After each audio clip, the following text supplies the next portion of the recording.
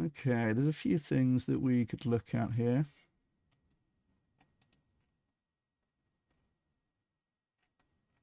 This is quite an interesting one, actually. Let's do this.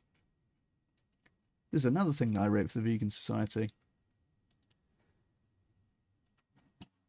I can change the stream title again just a little bit. Effective animal campaigning.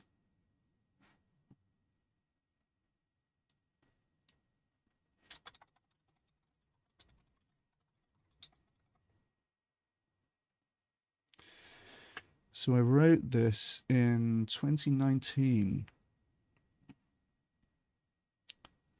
And we're going to see, well, it's kind of a long piece. We might not read it all, but a lot of this is also just graphs and things that we can look at. So let's get into it, hey? I'm very happy to publish this review with the Vegan Society. Animal advocacy organisations with limited budgets may not have time to dedicate to this type of advocacy research, whilst academic researchers with an interest in animal advocacy research might find such work inappropriate for publication in academic journals. Nevertheless, research on effective animal advocacy is vital to ensuring that we can help as many animals as possible, and it is excellent that the Vegan Society is providing a platform to share this kind of work.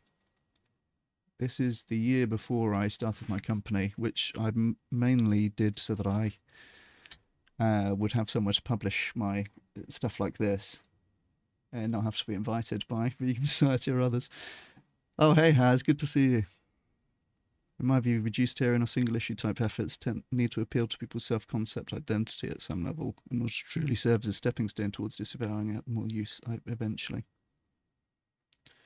Interesting. Yeah. That's kind of like the... So I had a point in there about the study where people are either given beef jerky or nuts, and when they're given beef jerky, they assign lower moral status to a cow afterwards.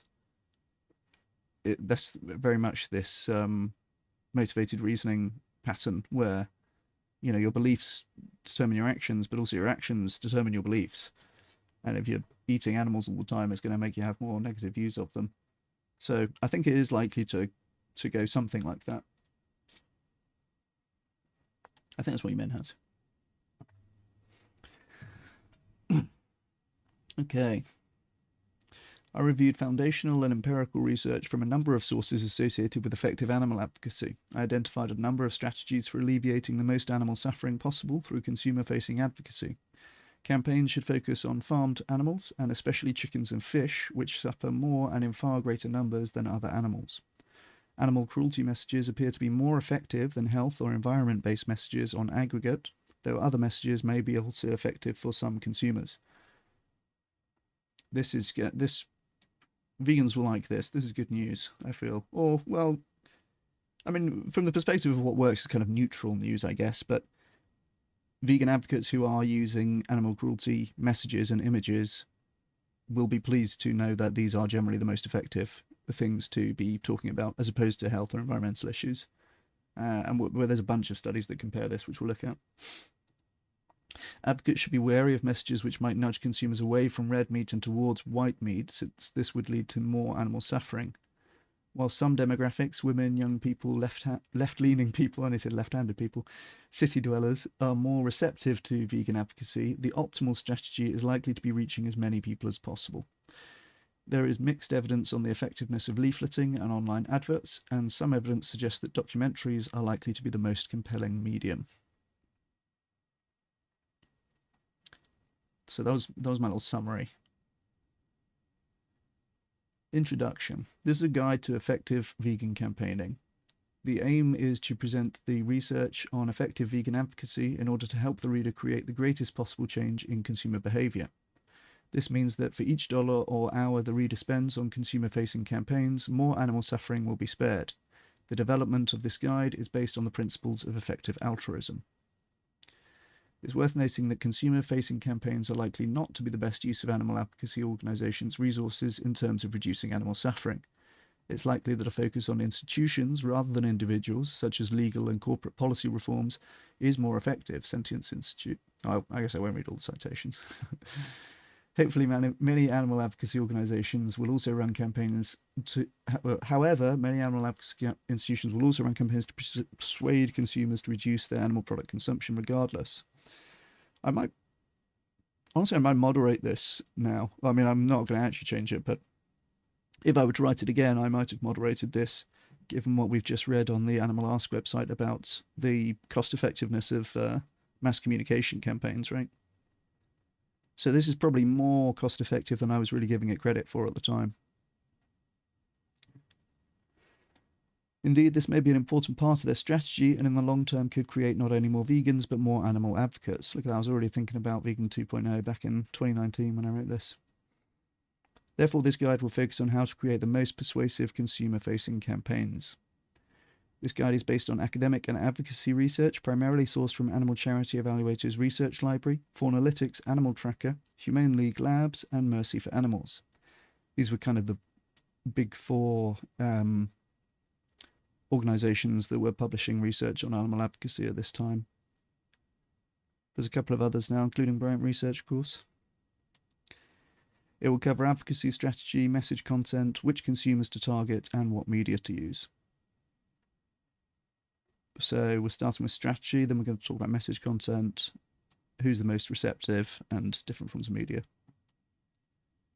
Strategy. It's important to make active decisions about what areas to focus on because this determines where we allocate resources. Of course, we want to help all animals, but given limited resources, we need to prioritize.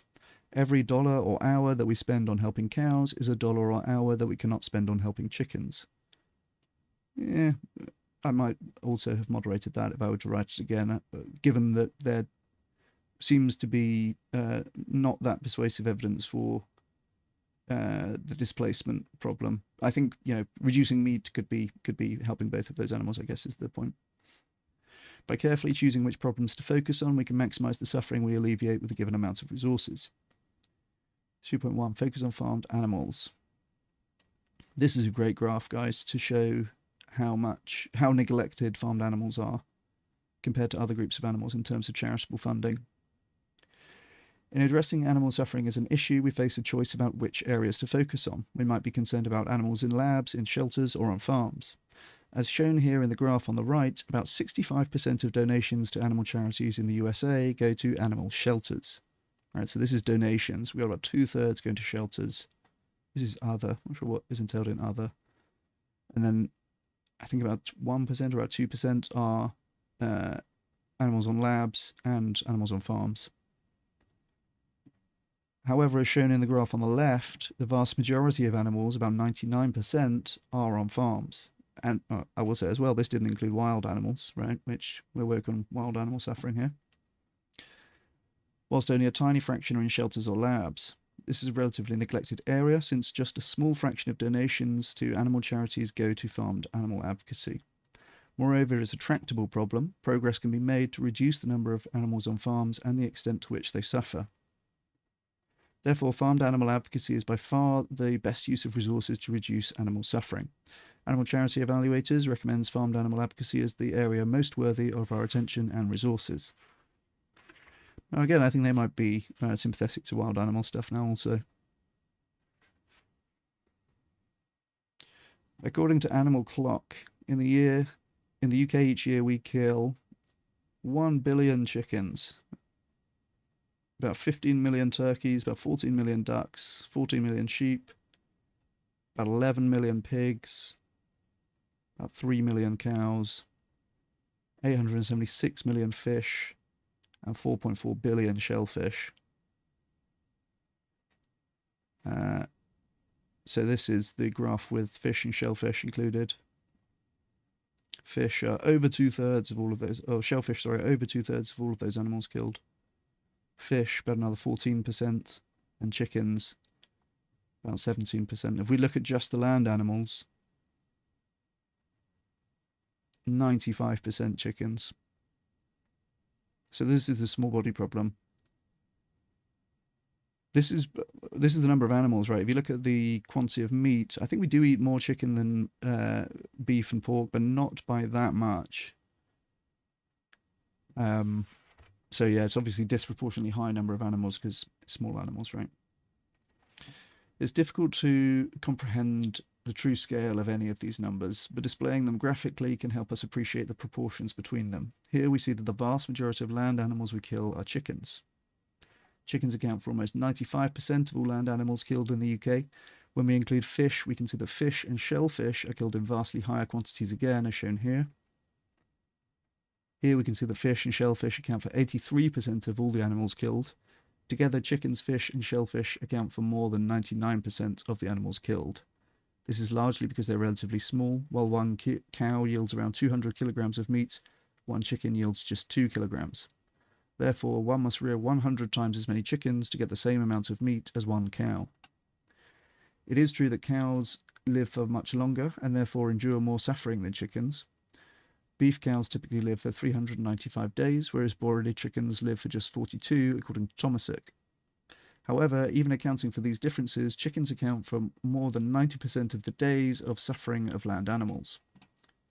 Moreover, there's reasonable evidence that chickens and pigs suffer a great deal more than cows in typical farming conditions, though this is not straightforward to quantify.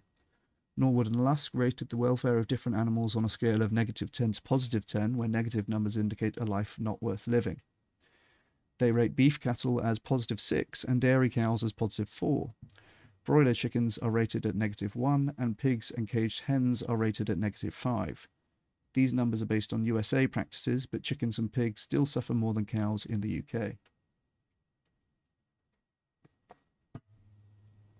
That's interesting then. They were rating the cows as net positive, life worth living. This is why Paul would always want us to talk about cows, right, in our debate. I had in mind pigs, which are rated at -5, life not worth living at all. There's also an argument to be made that some animals may be more sentient than others. Tomasic considers the argument that their larger brain entails greater capacity for suffering. One may take the view, therefore, that smaller animals, such as chickens, suffer less than larger animals, such as cows. This is difficult, perhaps impossible to verify, though interestingly, Tomasic controls for this and still finds that fish and fowl suffer more per kilogram of food produced than other animals. Accounting for the number of days an animal lives, how bad their living conditions are on average, how much meat or other product they produce, how bad their death is, and how sentient they are, Tomasic estimates the following equivalent days of suffering per kilogram of animal product demanded. So you can see it's very high for, again, small-bodied animals, basically, right? Farmed fish is the highest, battery cage hens, chicken, turkeys. And then we've got pork, beef, and milk, barely registering on the scale for milk and beef, certainly. Although there is some inevitable uncertainty in these figures, the differences are vast. To the extent that campaigns focus on specific products, they should focus mainly on reducing demand for fish, eggs, and poultry. Campaigns against dairy, meanwhile, are unlikely to alleviate much animal suffering, mainly because the number of animals involved is far lower. Moreover, dairy is one of the most difficult foods for non-vegans to give up, so these campaigns may be less likely to be effective. All of this leads us to the conclusion that reducing consumption of chicken and fish is a much more effective way of reducing animal suffering than reducing consumption of beef and pork. In fact, some diets which seem to be sympathetic to vegetarianism, such as avoiding red meat or being pescatarian, likely cause more animal suffering overall if they include more chicken and fish. Therefore, we should be wary of encouraging reduction of red meat, since this may result in more animal suffering overall. How are we doing, guys? How are we getting on with the long read? We've got 9 people here. This is pretty, decent numbers relatively for me. I was looking myself for info on effectiveness of different advocacy methods a while back and instantly found this article. Oh, nice. Nice, Oppenheimer. Yeah, I feel that. Message content. So this is section 3 now, right? So the first one was strategy. Now we're going to talk about message content. This is probably the main interesting part, in my view, anyway. When designing messages to persuade the public to change their diet, some messages may be more effective than others. Given that the cost of a billboard or an online ad is fixed, we want to publish the most persuasive messages in order to reduce animal product consumption as much as possible with limited resources. Focus on animal cruelty. One of the most common questions in modern animal advocacy is whether to focus on animal cruelty or to focus on environmental and/or health arguments. There is very good evidence to support a focus on animal cruelty. Several studies have found that people who are shown an animal cruelty argument are more likely to report an intention to reduce their animal product consumption than people who are shown an environmental or health argument. Humane League Labs has studied this several times. In one study, they varied the design of a vegetarian leaflet given to 3,000 people in the USA and then asked them about their dietary intentions. Amongst other variations, half of the leaflets focused on an animal cruelty message and half focused on a health message. Those who read the animal cruelty message spared 3.27 animals on average, whereas those who read the health message spared 3.94 animals. In a second similar study, Humane League Labs showed 3 different pamphlet pages to a sample of 784 Americans. One focused on animal cruelty message, one focused on environmental message, and one focused on a purity or abolitionist message. Of those who saw the purity message, 27% intended to reduce their consumption of animal products. This figure was 41% for those who saw the environmental message and 51% for those who saw the animal cruelty message. Abolitionists seething at that one. I mean, yeah, I'll have to look at more the what the messages actually entailed, but it looks like this kind of vegan or nothing message, you will get a lot of people going for the nothing. Whereas if you talk about animal cruelty in general, you might get some people kind of on the way doing reducing and stuff like that, right? Similarly, Faunalytics tested 4 different videos focused on either animal cruelty, animal individualization, environmental arguments, or health arguments. This is an interesting one, animal individualization. I've seen a few people suggest this as a strategy, right, where you really talk about the experiences and the personalities of individual animals. They found that the animal cruelty produced the highest percentage, oh, I'm missing a word there, animal cruelty video, should say, produced the highest percentage of people considering eliminating animal products, followed by the animal individualization video, the environment video, and finally the health video. Interestingly, this was almost the opposite of the video in terms of engagement. Most people abandoned the animal cruelty video before watching the whole video. This points to an inconvenient fact in animal advocacy. Shocking images of animal cruelty are the most effective at inspiring change, but many people actively avoid such images. For more on this, see section 5 on media. We've got some good solutions there. Tiplady, Walsh and Phillips found that pity, sadness and anger were typical responses to animal cruelty footage. Nonetheless, advocates should not shy away from using shocking images of animal cruelty.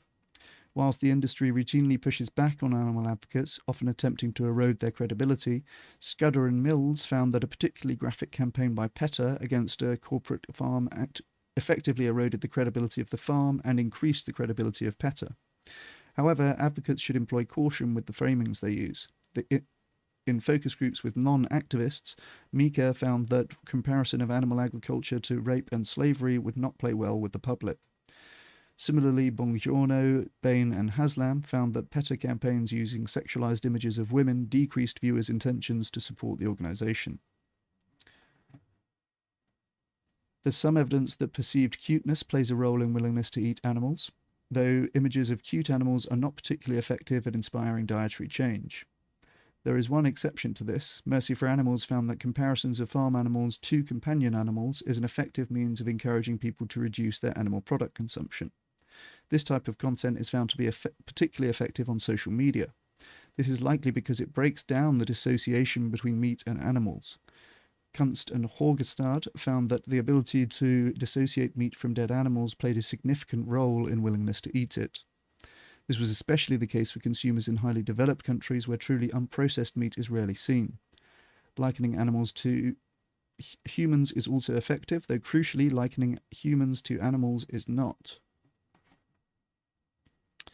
That's an interesting distinction. I'd forgotten about that.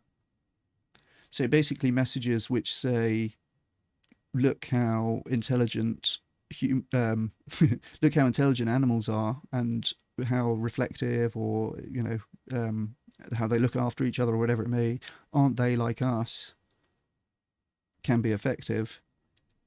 But it's not so appealing when you say we're all just animals after all, although still true, right? uh yeah, it's all about framing.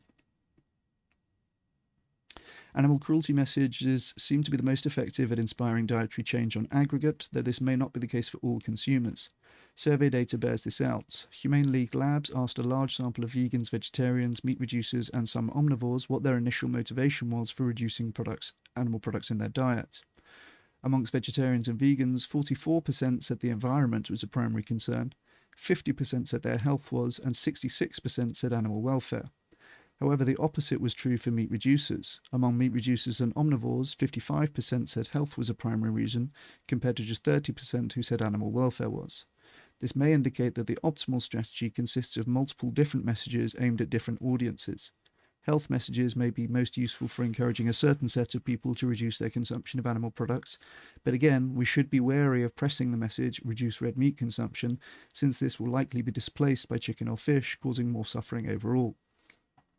Yeah, I would probably change this if I went back as well, because it seems there's certainly not enough evidence of the small body replacement problem for me to have said that it would likely be displaced by chicken or fish. So the evidence seems to suggest that these things do correlate positively, such that if you reduce consumption of one, you're probably also going to reduce consumption of the other, and rather just replace it with veg. It's worth noting that many of these studies focused on a younger audience, either by design or incidentally. Pribis, Penchek, and Grajales found that younger people were significantly more concerned with animals and the environment, whereas older people were significantly more concerned with health. This may account for some of the higher receptivity to animal welfare arguments in these studies. It is also thought that consumers' motivations for reducing animal product consumption differ in terms of their subsequent rate of relapsing to an omnivorous diet. Yeah, I've seen more evidence on this since. Though thorough research on this topic is lacking, Faunalitics found that an astonishing 84% of vegetarians and vegans eventually go back to eating animal products. Common factors amongst ex-vegetarians and vegans include a lack of social connections to other vegetarians and vegans, transitioning to the diet too quickly, and food cravings. Given that there are 5 times as many ex-vegetarians and vegans as there are current vegetarians and vegans, further study on retention may be warranted. Yeah, I remember the lack of social connections being a really big thing emphasised in this Faunalitics study. This is why I think that things like this are very cool. We've got a little vegan community going here. Come and join the Discord as well. We've got dsc.gg/ChrisBryantPhD. I think it's really important to get yourself into vegan communities, and that if you tend to do that, I need to put an HTTPS on there, don't I?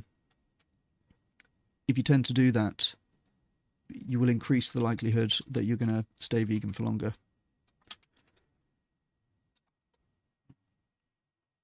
There you go, that link works to the Discord now.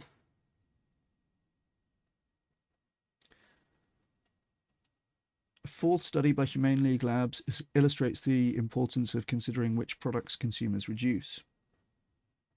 They tested the efficacy of pro-vegetarian pamphlet pages focusing on A, animal cruelty only, B, health benefits only, C, animal cruelty, health benefits and environmental benefits, or D, health and animal cruelty messages. Okay, so we got animal only, health only, all 3, health and animal. A bit of a weird combination, but okay. They found that pamphlet A, animal cruelty only, led to the greatest proportion of people intending to reduce their animal product consumption. 52.3% who saw this page intended to change their diet, compared to 33.7% who saw B, 46% who saw C, and 41% who saw D. However, when asked about which animal products they would reduce, those who saw page A said they would be most inclined to reduce their red meat consumption, and therefore spared the least days of suffering. They spared on average just 92 days of suffering, compared to 139 days for those who saw page B, 154 days for those who saw page C, and 178 days for those who saw page D. This illustrates the importance of focusing on poultry, fish, and egg consumption and presents advocates a challenge: how to motivate consumers to reduce these products in particular. Humane League Labs found that leaflets that only featured pictures of chickens were significantly less persuasive than leaflets which also featured pictures of other farm animals. This is probably because people perceive chickens and fish as less sentient. Mercy for Animals asked people to rate animals' intelligence, ability to feel pain and pleasure on 0 to 10 scales. The results are shown here.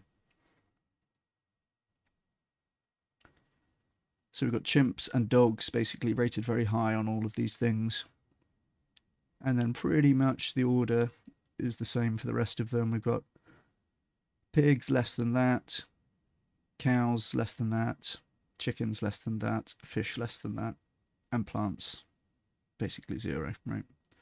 Now this is people's perceptions of their ability to, of their intelligence, ability to feel physical, mental pain and pleasure. But as you might expect, right, people are, out of farmed animals, people are most sympathetic to pigs, then cows, then chickens, then fish. So in terms of, you know, what you're putting on your posters, this is why we did the pig ads for that social media experiment that I mentioned. Higher belief in sentience for each creature was also correlated with lower consumption of their meat. It appears that most people intuitively think that pigs and cows have richer experiences of life than chickens and fish. Interestingly, we also see a bias towards dogs, with many people rating them as more able than chimps to feel mental pain and pleasure. Plants, meanwhile, are rated consistently lower than one might think when debating omnivores on the topic of plant sentience. A bit of banter from me in the middle of this article in 2019. The concern is that a focus on chickens or fish is ineffective in inspiring dietary change, but a focus on other animals such as cows and pigs could lead to more animal suffering if there is a substitution effect. However, vegan outreach found that people who newly avoided eating mammals were also likely to avoid eating chickens. Rather than a replacement effect, there was more likely to be an effect of reducing all meat consumption and consumption of other animal products. Therefore, messages which focus on different farm animals are likely to lead to a reduction in chicken consumption also. Okay, good. I do have a bit about that. Humane League Labs investigated which photos of farmed animals are the most effective at inspiring dietary change. The study varied the content of the photos: sick or injured animals, confined animals, dead or dying animals, or happy animals. The species: pigs, poultry, cows, or goats/sheep. The grouping: individuals, small groups, or large groups. And age: adults, babies, or adults and babies together. So there's a lot going on here, right? They varied a few different things in this study. The study found that the photo content had the largest effect on intentions to reduce animal consumption of animal products. Photo content. Okay, so sort of what was happening in the photo to the animals. Photos of sick or injured animals were the most impactful, followed by photos of animals confined in small cages. Dead or dying animals were next most impactful, and happy animals were least impactful. In terms of species, photos of pigs were the most impactful, followed by poultry, cows, goats/sheep, and finally fish. That's interesting to see poultry high up that list. But again, pigs most impactful, no surprise there. The effect of groupings and age were the lowest, but it appears that large groups were the most impactful photos, and photos of mother and baby animals together. Some of these findings are likely intuitive for advocates. Photos of pigs are more impactful than photos of fish, for example.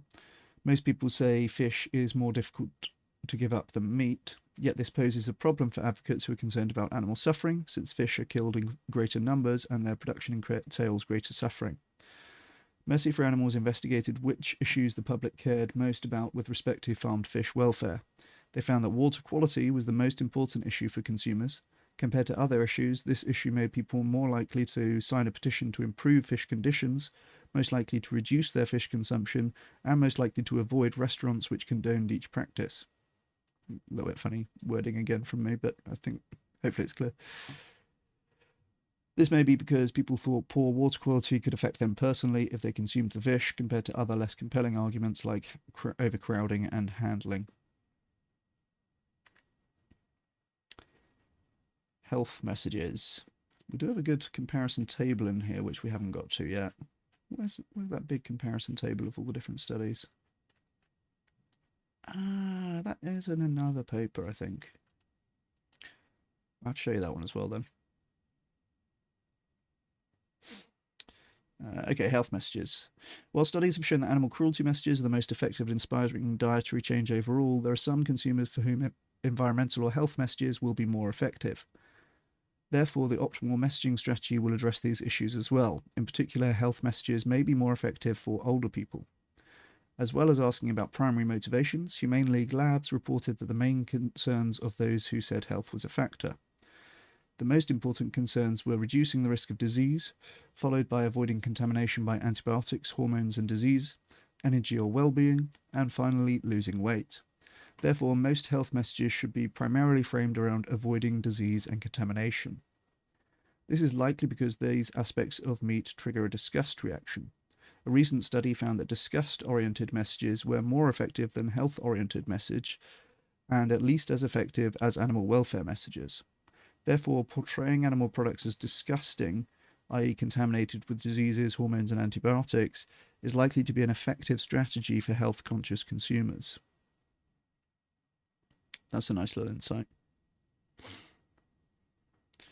you think focusing on pigs might risk alienating a Jewish and Muslim audience?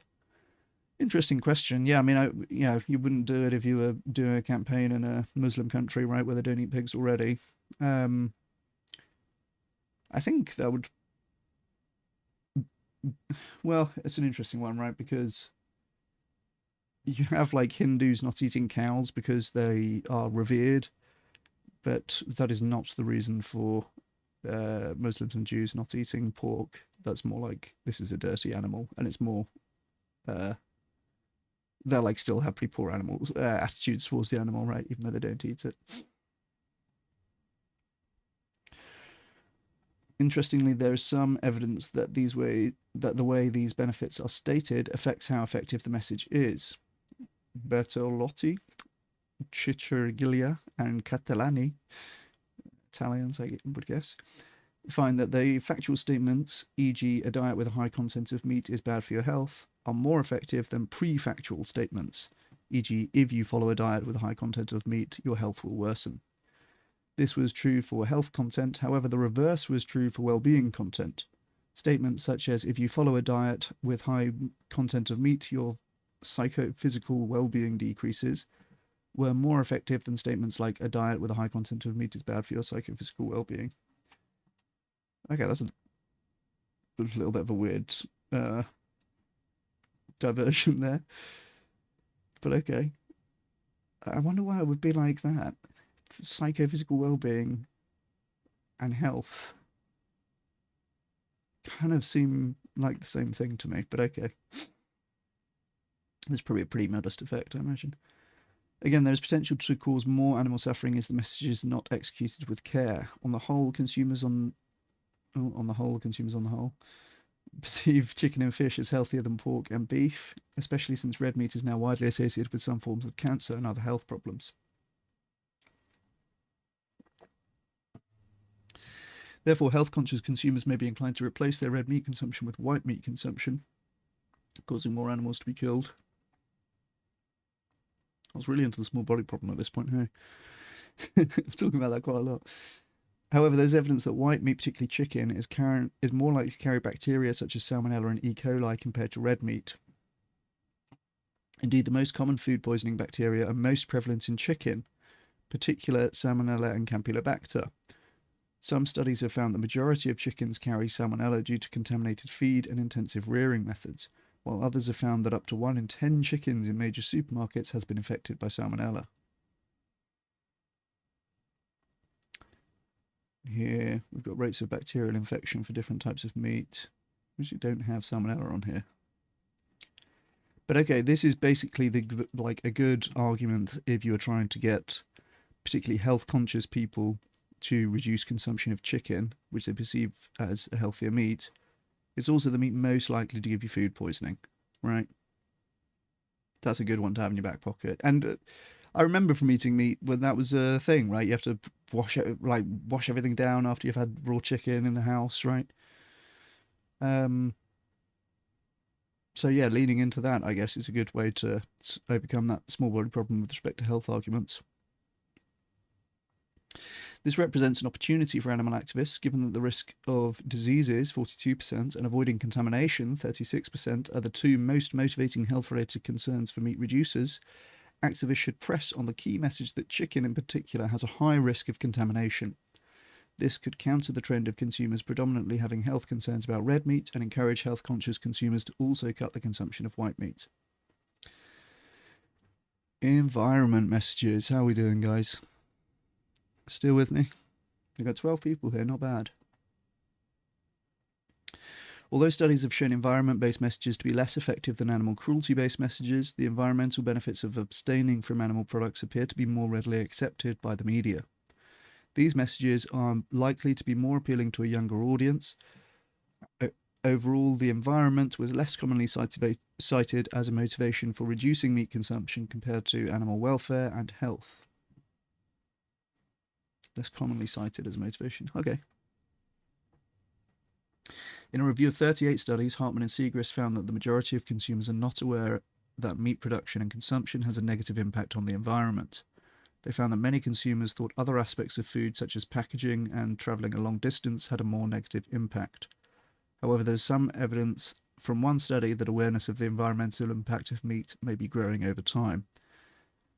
Oh, that is the fields, isn't it? When you're doing some sort of vegan advocacy, talking about the environment, and people say, "What about plastic packaging?" I don't have numbers on the scope here or the scale of each, but it's negligible. Most of the impact of food production is what they say before it leaves the farm gate. Right? It depends on what the food is and how it's produced, more so than food miles or plastic packaging. Right? These things are just not as impactful. Nonetheless, there is some evidence that messages about climate change lower meat consumption intentions. In particular, a focus on the morality of engaging in pro-environmental behaviours is more effective than highlighting personal benefits. Postmess et al. Found that messages about greenhouse gas emissions were more effective than messages about saving money in motivating drivers to keep their tyres inflated. Okay. That's kind of surprising to me, to be honest. I would have definitely thought the environmental benefit is going to be less important than the saving money benefit to most people. I certainly don't think you can generalize this in the way that I appear to have done here. But okay. Again, this is a delicate issue with regards to animal suffering. Whilst beef and dairy cause high levels of greenhouse gas emissions, chicken and eggs are relatively innocent with regards to emissions. However, the latter products are associated with more animal suffering, therefore reducing red meat and dairy consumption is sensible from an environmental perspective, but if these are replaced by fish, chicken and eggs, overall animal suffering will increase. Okay, so that was the animal cruelty, health and environmental message sections. Now we've got this point about focusing on how to change. It's about message framing, then it's on to groups.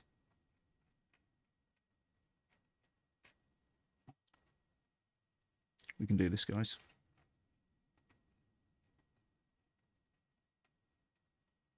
Like the stream. Don't forget to like the stream if you're in chat. I appreciate you guys being here. Drop a like. All right, let's go. Animal advocacy messages typically focus on the areas described above: animal cruelty, health, and the environment. Interestingly, most UK meat eaters are already convinced that cutting out animal products brings about these benefits.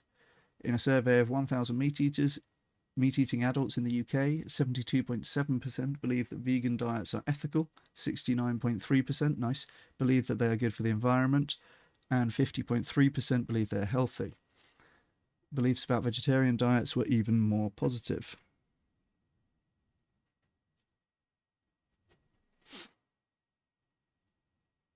True, Oppenheimer.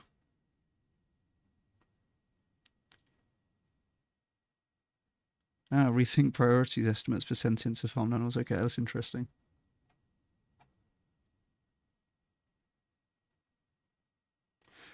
The problem, it seems, is that people are unwilling to change their diet despite these benefits. The same survey found that just 24.5% thought a vegan diet was tasty, just 22.5% thought it was affordable, whilst only 9.2% thought that it was easy. Other evidence supports the view that taste and convenience are major barriers to moving towards veganism. The 2017 survey of UK meat eaters found that enjoyment of meat was by far the most commonly cited reason for not being vegetarian. Humane League Labs also found that taste was the most common barrier for those who don't want to go vegetarian, whereas for those who want to go vegetarian but haven't, the most common barriers were convenience and family, 20% and 19% respectively. That's interesting. This is an interesting situation for advocates. Told you. Most meat eaters agree that veganism is healthier, more ethical, and better for the environment, but are unwilling to reduce their meat consumption because they think it will be inconvenient and a sacrifice on taste. Whilst there is something to be said for continuing to highlight these key messages of why people should go vegan, there is also some evidence to support a message focusing on how to go vegan. Humane League Labs found that 34% of the omnivores they surveyed were willing to reduce their animal product consumption, but only 54% of those who were willing knew how to start. Focusing on how to make changes has proved effective in experimental studies too. Humane League Labs found that people who received a pro-vegetarian booklet focused on how to go vegetarian reported diet changes that spared 50% more animals than those who received a booklet focused on why to go vegetarian. Allen and Witt found some supporting evidence in fear-based appeals. When people perceive they have an ability to mitigate a threat, they are most likely to change their behaviour, whereas when they perceive a lack of ability to mitigate the threat, they most likely have a defensive response. Interesting reference I've stuck in there. Was that even about meat consumption? I don't know. By far the most common source of information people use for advice on how to reduce or eliminate animal product consumption is websites. 73% of respondents said websites were a good source of information, compared to 58% who said books and 43% who said friends and family. Websites were a great resource, therefore, for people who want to find out more on how to go vegan, but are down the list of resources for what influenced people to reduce their consumption of animal products initially. For this question, the most common resources are documentaries and movies, other, books, thinking of it oneself, and conversation. Websites were influential for just 19%. There's some real good data on that from a big survey of vegans that I think came out after I wrote this. But probably have a look at that survey sometime. There are other decisions to be made regarding message content, in particular how the messages are framed. Accompanying persuasive messages, advocacy materials contain a call to action, for example, go vegan.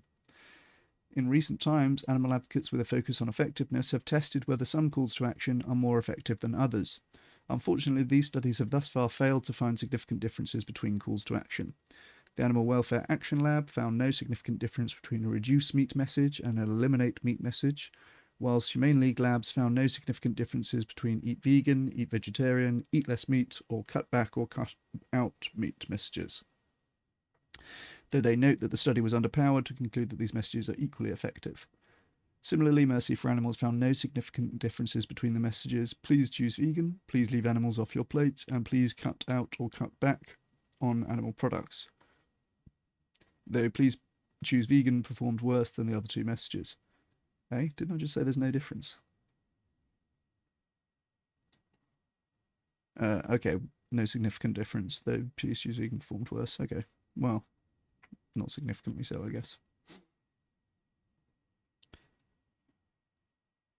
Have we got a troll? Yeah, we do. Our first meathead troll. Well, welcome, Matthew. Stick around. You might learn something. A more fruitful area of research has been on presenting vegan dishes. Humane League Labs found that vegan food was the most appealing cover image for vegetarian literature and was selected more than images of people or cute animals. In a separate study, they also found that omnivores found familiar dishes such as roast potatoes, pasta with tomato sauce, and garden salads most appealing, whilst tofu, bean soups, and certain vegan meat alternatives were least appealing. Duchenne and Jackson found that people who read about plant-based foods with an emphasis on promoting autonomy and new choices reported a stronger intention to reduce their meat consumption compared to those who read a controlling motivational framing. There's also been some research on producing effective social media advocacy content. Content which arouses strong emotions is most likely to go viral and will therefore reach more people. Mercy for Animals conducted an in-depth analysis of the features of Facebook posts which result in the highest number of people seeing them and identified these 9 rules for dominating Facebook. Post a lot of videos, make people feel strongly, use fewer than 10 words, ask for shares rather than likes or comments, use quotes, link to a news article rather than a blog for more traffic. If it's about an animal, make it a baby animal. Show farmed animals with companion animals, and post memes and photos of food. In a separate study, Mercy for Animals found 3 important factors which made short videos more persuasive. Having a narrator rather than just subtitles, having a celebrity narrator, and discussing farmed animal intelligence. Videos with narrators, especially celebrity narrators, were more persuasive than videos with subtitles only, and a comparison of farmed animal intelligence to that of cat or dogs also made videos much more persuasive.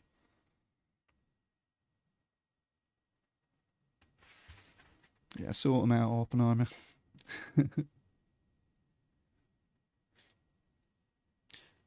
Target groups. Okay, so this is section 4 or 5 now. We're going to make it, guys. I'm impressed that 12 people have elected to spend their Saturday afternoon reading a lengthy article from the Vegan Society with me. Thank you, guys. Overall, the best strategy is likely to try and reach as many people as possible. Fauna-lytics find that a surprisingly high proportion of the public claim to care about farm animal welfare. In the US, 73% agree that animals can feel, and around 78% agree that farm animal welfare is important. That's a funny way round for those numbers to be. Why would more people think farm animal welfare is important than people who think that animals can feel? But okay. 54% even agree that farm animals deserve the same consideration as pets, despite the majority of consumers failing. 54%. People are so naive about how farming happens. 54% that farm animals deserve the same consideration as pets. I mean, I agree, right? But that ain't the case. And most of those 54% are not going to be vegans. Despite the majority of consumers failing to connect their meat eating with animal suffering, there is a large group of consumers who are potentially persuadable. Sentience Institute found that 49% of adults would support a ban on factory farming, 47% would support a ban on slaughterhouses, and 33% would support a ban on animal farming. However, despite surprisingly high support for these policies, very few people actually change their diets to reflect these beliefs. There's reasonably good evidence that certain demographic groups are more likely to reduce their animal product consumption than others. Online and social media marketing gives the opportunity to target messages more than ever before, and therefore aiming persuasive messages at the most receptive audiences is a good strategy to maximize the efficiency of campaigns to change consumer behavior. The following are traits which are shown to be associated with higher rates of vegetarian or veganism. Being female, being young, liberal or left-leaning, city-dwelling, intelligent or well-educated, higher income. It's basically all the Chad demographics, really. Not following a Judeo-Christian religion, also Chad. LGBT, Chad. Single, Chad. Artistic and introverted. So the main ones, I mean, these are not that surprising, right, in terms of demographics. Young, lefties in cities, mostly women, right? Coastal elites. Intelligent, higher income. All right, let's not rub it in. Vegans are Chads, we get it. Many of these characteristics, such as female, young, and city-dwelling, can be targeted directly through Facebook adverts. This dates it, doesn't it? I mean, I still use Facebook, but I'm a boomer. Others, such as liberal or left-leaning and artistic, may be able to be deduced based on other Facebook interests. Therefore, persuasive adverts encouraging more people to move towards veganism can be effectively targeted at the most receptive demographics. I feel like I repeated myself there, but okay. However, there may be benefits to targeting other demographics too. For example, although women are more likely to give up meat, men consume about 50% more meat than women. Therefore, targeting men has a higher potential number of animals saved.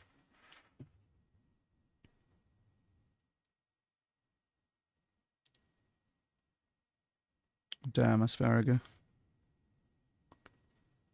That sucks. If only they stayed cute when they got older, hey?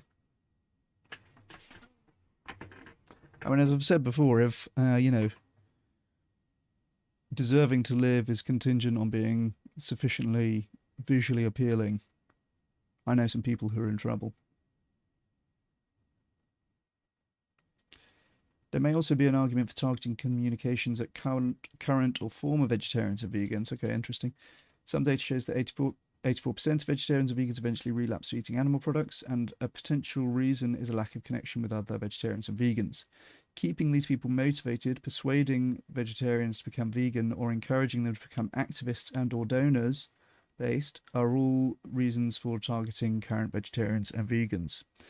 Yeah, I think, when I was going to start doing YouTube, I thought I could make content that's going to be, persuasive and compelling to get people to go vegan.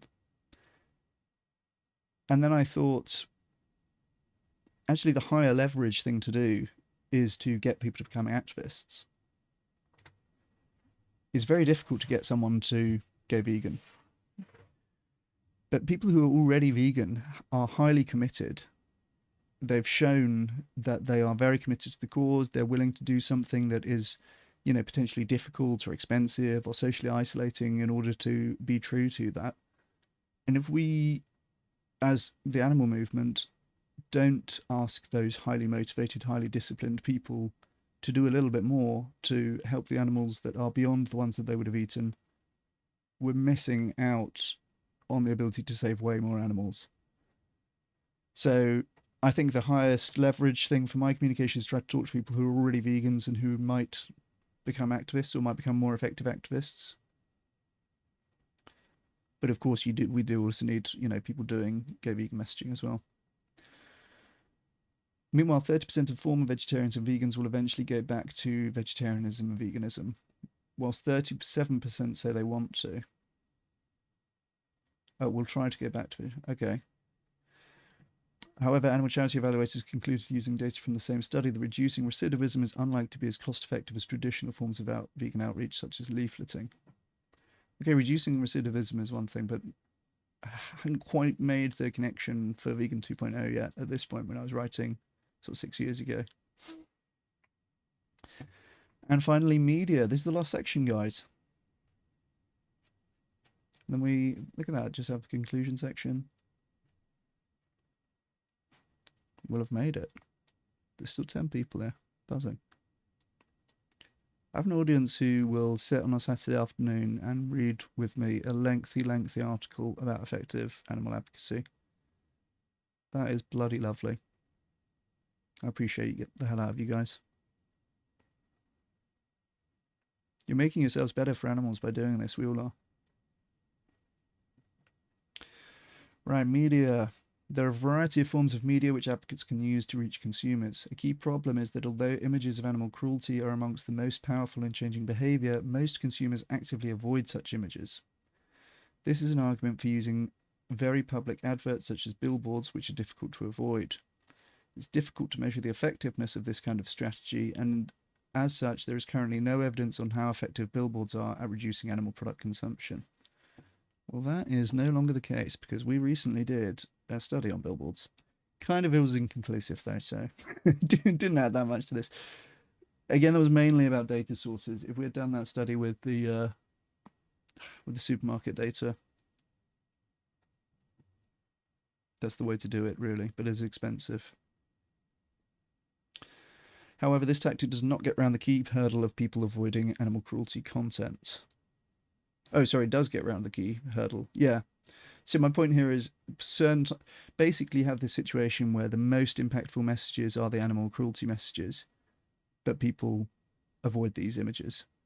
Right, so using some forms of media like billboards and, maybe, well, I'll just say billboards for now, right?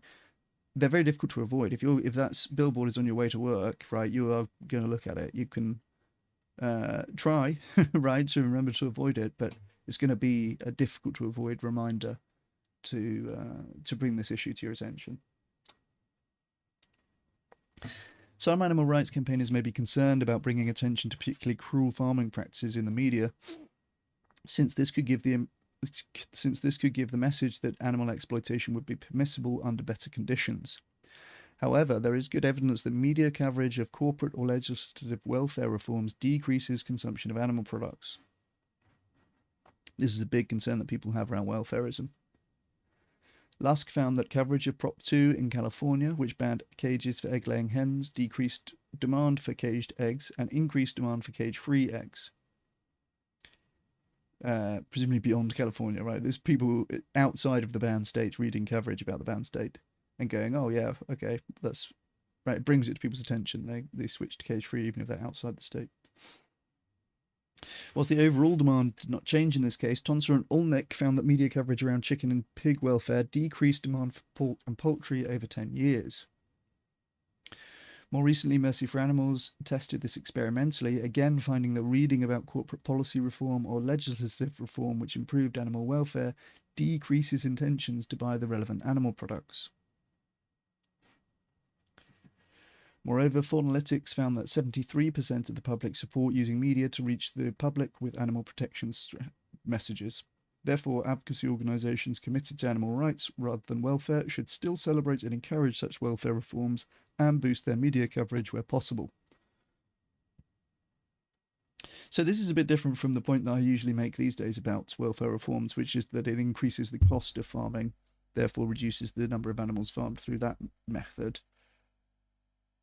This is saying that actually media generated from animal welfare policies being changed basically reminds people, you got to get in the mindset, most people do not think about eating animals at all. I think about it every day, all day. I'm thinking about this issue, right? But most people think about factory farming maybe once a year. So basically any story that might get that in the papers, hey, there's going to be slightly bigger cages on factory farms now. For most people, that's going to be just like a reminder that this is something that happens. And some of those people are there going to go on to reduce their consumption, which is great. Overall, the evidence suggests that leafleting can lead to dietary change for a small number of people. Humane League Labs observed that about 2% of those who received a vegan advocacy leaflet reported that they became vegetarian or pescatarian as a result. Animal charity evaluators found that people who received a vegan leaflet reported a significantly higher reduction in animal product consumption compared to those who received a control leaflet. However, Humane League Labs found no significant difference between those who received an advocacy leaflet and those who did not. I guess this is a different study. Oh. Okay, maybe it's the same study. They found 2% were vegetarian or vegan, but that wasn't different from the control group. Okay. Overall, these findings suggest the effect of leafleting is quite small, though it likely does have a positive impact. The evidence regarding online adverts is similarly weak overall. Faunalytics found some effect of watching adverts about the environment, health, or ethics, finding that animal ethics messages were the most compelling. Similarly, Humane League Labs found a difference in the rate of young women ordering vegetarian literature after watching two different videos, 1.5% versus 2.7%.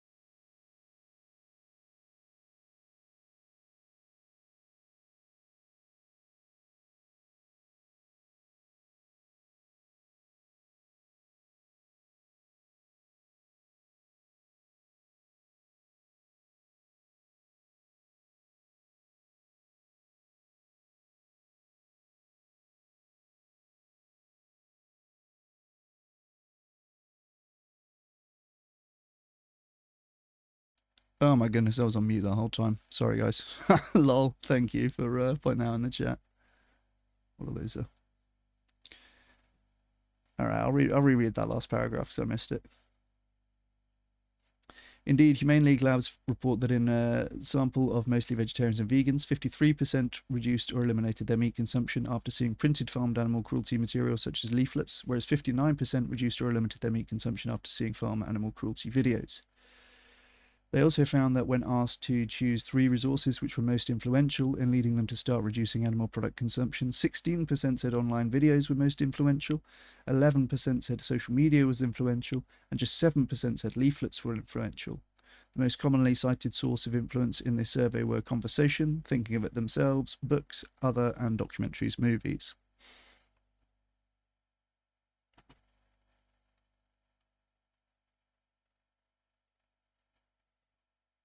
Yeah, the gym bros.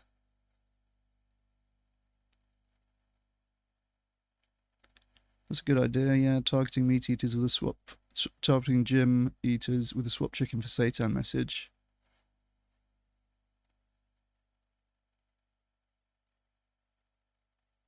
Yeah, that's very true.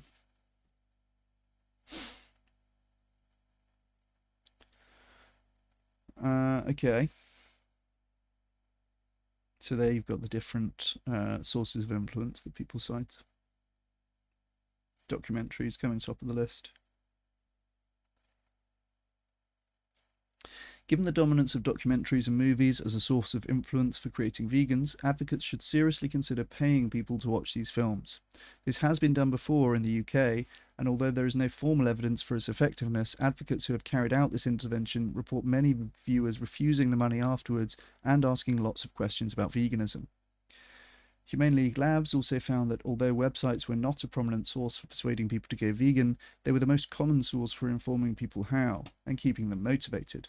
This suggests that animal advocacy websites, which are likely mainly visited by people who are already persuaded that action is necessary, should focus on practical advice on how to go vegan and information about how vegans are making a difference, rather than arguments of why people should go vegan. Although social media was not reported as a main source of influencing consumers to reduce their consumption of animal products, it does offer a uniquely precise platform for targeting the most receptive audience. In an analysis of 1,600 animal advocacy Facebook posts, Mercy for Animals gave 9 rules for dominating Facebook for farmed animals.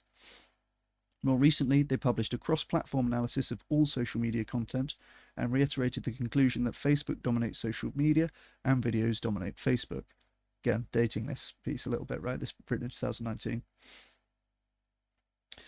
Other key lessons from these analyses are to post emotive content and ask for shares rather than likes or comments. The shares rather than likes or comments are going to be a little bit dependent on platform. I know on LinkedIn it really privileges comments. So when you get people commenting on your LinkedIn post, that's actually does better than shares, weirdly.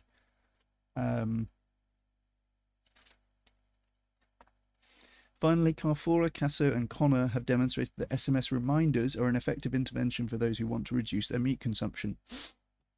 A daily text message focused on anticipated regret resulted in a significantly higher reduction in processed meat consumption compared to a control group. A similar intervention could be useful for new vegans to keep them motivated. You get some nice, happy chickens because you joined me all the way to the end.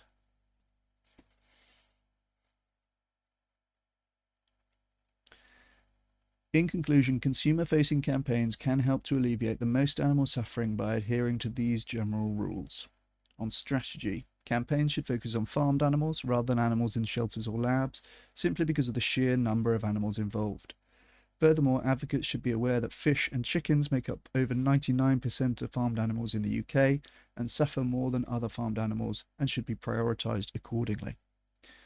Message content. Animal cruelty messages are the most effective at changing consumer behaviour on aggregate, though some consumers may find health or environmental messages more compelling. Though fish account for the majority of farmed animal suffering, they are the least persuasive species to use in advocacy materials. Advocates should be wary that health or environmentally motivated consumers may reduce red meat consumption and replace it with white meat, which would lead to more animal suffering. Target groups. It is possible to persuade a wide range of consumers, and the best overall strategy is to reach as many people as possible. However, there are some demographics who are particularly receptive to the vegan message, namely women, left-leaning, city dwellers, well-educated, and high income, aka gigachats. There is mixed evidence of the effectiveness of leafleting and online advertising. However, social media posts can be optimized to reach more people and be more effective at changing behavior. While websites are a good medium for giving information on how to go vegan, documentaries appear to be the most common source of influence for vegans. Advocates could consider paying people to watch these documentaries and/or displaying billboards in difficult-to-avoid places. Though there is no evidence on the effectiveness of these strategies, they may address major limitations of traditional forms of advocacy. Text message reminders for motivated meat reducers are also likely to be an effective means of reducing meat consumption. There we go, guys. We read all that. Well done. Well done, us. I appreciate you joining me for that. And spending your Saturday afternoon on learning about effective animal campaigning. I'm going to show you the table that I thought was in here. Vegan Society. What's the other article called? It's called Persuasive Overcome Avoidance. Yeah, here we go. So this is like a bit of a follow-up that I wrote, just amplifying that part about how animal cruelty messages are the most important. And this is the table that I was thinking about.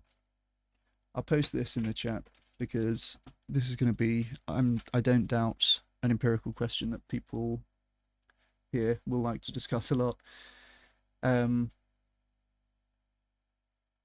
Yeah, non-human animal messages are persuasive, robust, well-aligned, and lead to long-term change.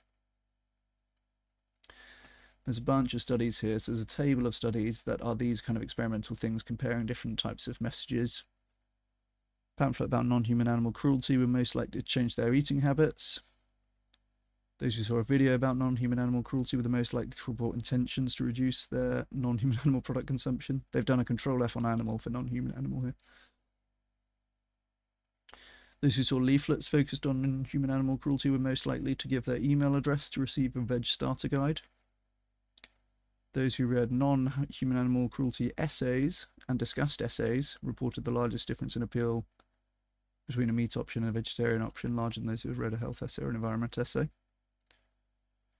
Leaflets about non-human animals subsequently reported dietary decisions which saved more non-human animals than a health leaflet.